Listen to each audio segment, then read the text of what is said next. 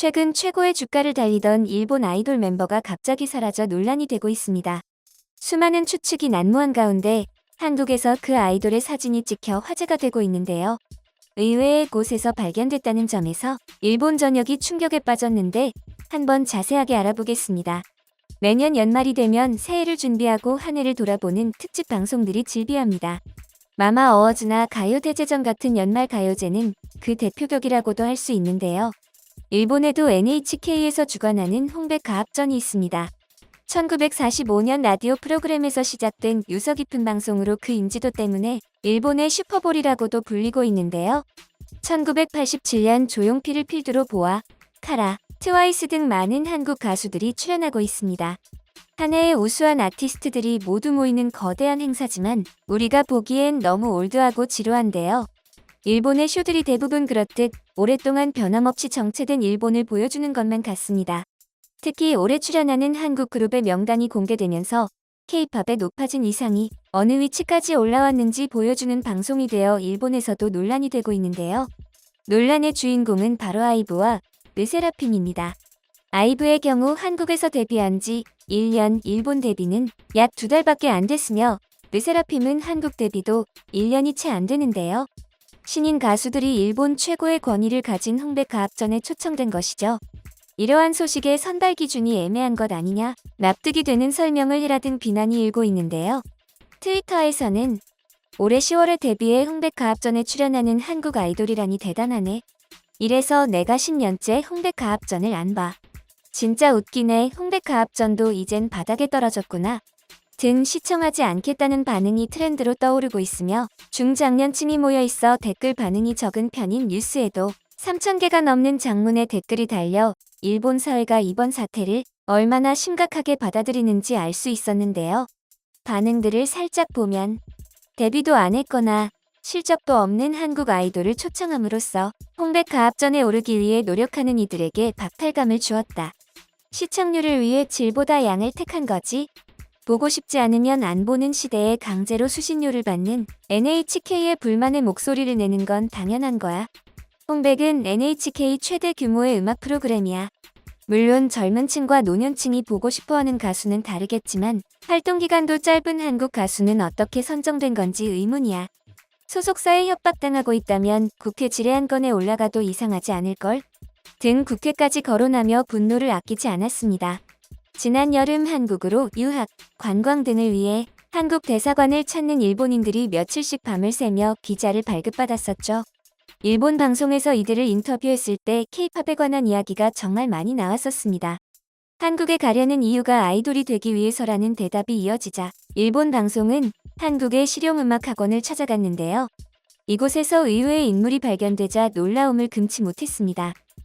ソウルの繁華街カンナムにあるダンススクールに来ています。入り口の看板で卒業生を紹介していて、ビッグバンのメンバーのほか BTS の J-HOPE さんの名前もあります。アメリカの音楽チャートビルボードで1位を獲得し、グラミー賞にノミネートされた BTS のメンバーもデビュー前は連日遅くまで汗を流していたということです。韓国内6カ所に展開する大手のこの学校、合わせて2200人が未来の BTS を夢見てダンスや歌の練習に励んでいます。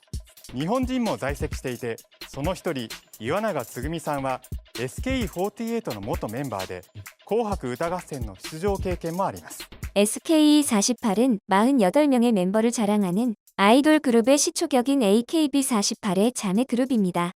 영상 속 주인공인 이와나가 츠구미는 아이돌이 되기 위해선 한국에 오는 게 정답이었다고 하는데요. テレビとかにも何回か出させてもらったんですけど、その時に自分の実力のなさをすごく痛感して、それで卒業を決めたのもありますし。グループ卒業後、ここで学ぶ中、日韓のアイドルの違いを体感しました。日本のアイドルの良さっていうのが未熟さが良さだと思いますし、逆に韓国のアイドルの良さは完璧さが魅力だと思ってて。 한편 해당 학원의 원장은 자신의 포부를 드러내며 일본 아이돌계 앞에 대놓고 선전포고를 하기도 했습니다. 韓国では本格的な歌唱力やダンスを身につけるためにこうした学校で練習しつつオーディションを受けて事務所と契約し完璧な状態に仕上がったごく一部だけがデビューにたどり着けます。そうしたノウハウを持つこの学校、9月に日本へ進出する計画です。韓国内で学校を増やすのには限界がある。大阪や東京など日本に3カ所学校を作ることが私の夢だ。今林さん、ダンススクールも大きく展開していくようですけれども、本当に K-POP の勢いはすごいですね。そうですね、韓国では年間300組がデビューしているとも言われ、さまざまなグループが誕生しています。デビューを前に練習に励むこのグループ、メンバー5人のうち2人が日本人です。この芸能事務所では韓国人のいないグループをデビューさせるなど多国籍化を戦略としています。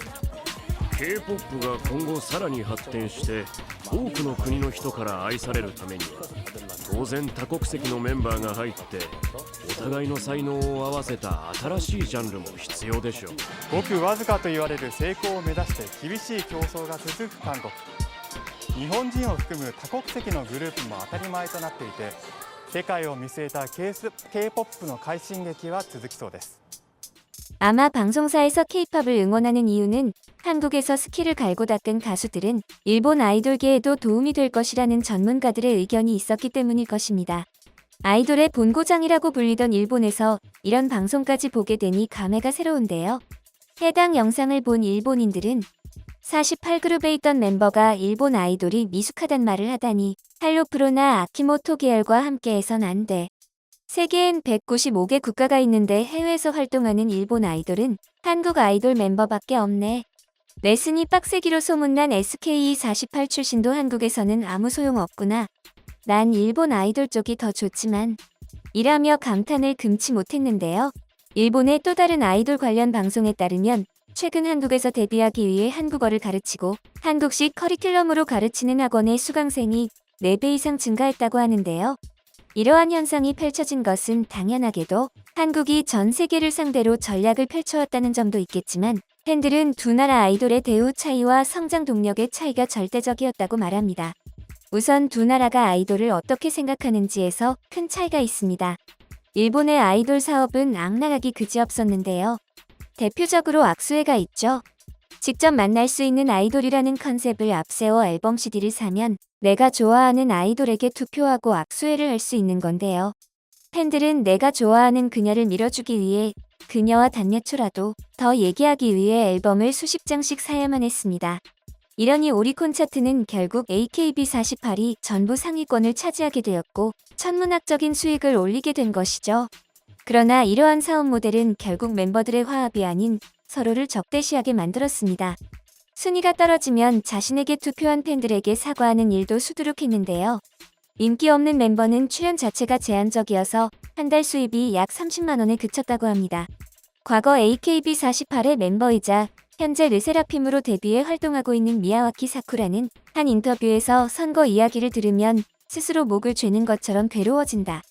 순위만으로 사람을 평가할 수 없다고 스스로 타일러 봐도 얼마 전의 일이기도 하고 올해도 여전히 부담감 때문에 한숨밖에 안 나온다. 아이돌로서 공연이나 콘서트를 하고 여배우 일도 하고 여러 가지 도전하며 지내면 안 되는 걸까요? 너무 투표 중심적이라 뭔가 목적을 잃어버린 것 같다. 투표를 통해 얻는 게 뭔지 모르겠다며 AKB48에서 활동하던 시절을 회상하기도 했습니다. 아이즈원에서 성공을 거둔 일본인 멤버들이 일본으로 돌아갔었죠. 사쿠라는 복귀 한 달 만에 졸업해서 한국으로 왔고 일본에서 비임기 멤버였던 야부키나코, 혼다 히토미 등 다른 멤버들의 대우는 완전히 달라지게 되는데요. 특히 혼다 히토미의 경우 인기 순위가 거의 바닥을 길 정도로 인지도가 없었습니다. 그러나 한국 오디션 프로그램에서 실력으로 한국 전문가들에게 호평을 들으며 아이즈원으로 활동했고 그녀가 일본에 돌아오자 솔로 앨범을 내고 센터에 자리 잡는 등의 혜택을 주며 한국으로 가는 것을 겨우겨우 막고 있는 실정이라고 합니다. 이들이 돌아오자 기획사 측은 K-팝처럼 음악과 퍼포먼스를 구성해 앨범을 냈는데요. 하지만 아이즈원에서 활동하던 시절의 결과물과 일본에서 나온 결과물을 본 팬들은 안쓰러움마저 느끼기 시작했습니다. 그러면서 점점 판매량은 바닥을 치게 되었고 어쭙잖게 K-팝 따라하지 말고 일본스러운 무언가를 만들어야 한다고 주장하고 있는 상황입니다. 아이돌에 대한 대우가 이러니 팬들은 빠르게 한국에 온 미야와키 사쿠라의 판단이 특히 현명했다는 평가가 이어지고 있는데요. 일본 엔터업계의 고민이 이어지고 있습니다.